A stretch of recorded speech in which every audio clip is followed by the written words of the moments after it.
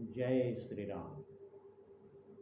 ओम वक्रतुंड महाकाय सूर्यकोटि समप्रभ निर्विघ्नं कुरु मे देव सर्वकार्येषु सर्वदा। राम कीन्ह चाहि सोई होई, करे अन्यथा यस नहीं कोई। माता सती ने जब देखा कि महादेव का कोई भी भाग दक्ष प्रजापति के यज्ञ में नहीं रखा हुआ है, इस पर गुस्सा होकर उन्होंने सारी सभा को फटकार लगाई और कहा कि इसका फल तुम लोग भोगोगे, मैं तुम्हें इसकी सजा दूंगी और पिताजी आप बहुत पछताएंगे।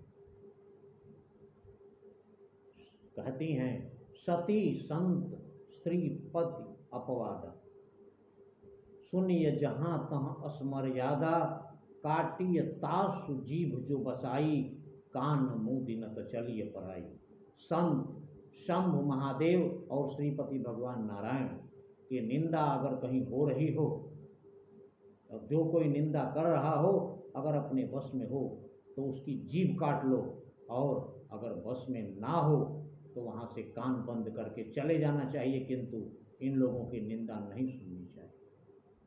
जगदात्मा महेश पुरारी, जगत जनक सबके हितकारी, पिता मंदमति निंदत तेहि, दक्ष शुक्र संभव यह दे। माता सती कहती हैं कि जगदात्मा महेश पुरारी महादेव जगत की आत्मा हैं, जगत जनक सबके पिता हैं, सबके हितकारी हैं। मेरा मंदमति पिता उनकी निंदा कर रहा है। अफसोस ये है कि मैं दक्ष के ही शुक्र से जन्मी हूँ, इसलिए तजिहूँ तुरत देह ते ही हेतु। इतने नीच आदमी की संतान होने से बेहतर है कि मैं अपने शरीर का त्याग कर दूं, और इसलिए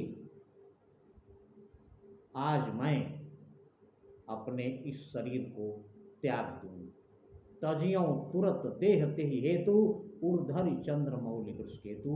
अपने हृदय में महादेव का ध्यान करते हुए मैं इस शरीर का त्याग कर दूं। अस कही योग अगिनितम जारा, ऐसा कहकर माता सती ने अपने शरीर में आग लगा। योग अग्नि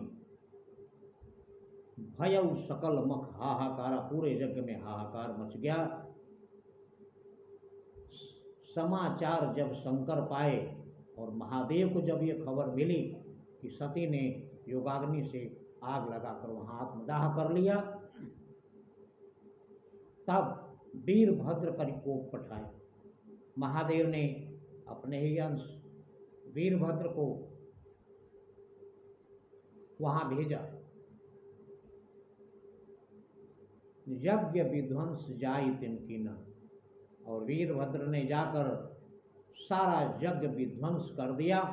सकल सुरन विधिवत फल देना, सारे देवताओं को विधिवत फल दिया, जिसको जैसा फल मिलना चाहिए। भई जग विदित दक्ष गति सोई, जो कछु शंभु विमुक्ति होई। और दक्ष की वही गति होती है, उस समय हुई, जो महादेव के विमुख जाने वाले की इस दुनिया में होती है। अर्थात वीरभद्र ने दक्ष प्रजापति का सिर काट दिया।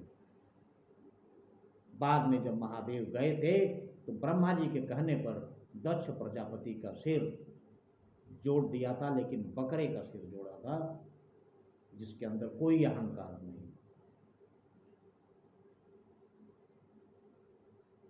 बाकी आगे की कथा अगले वीडियो में। जय श्री राम।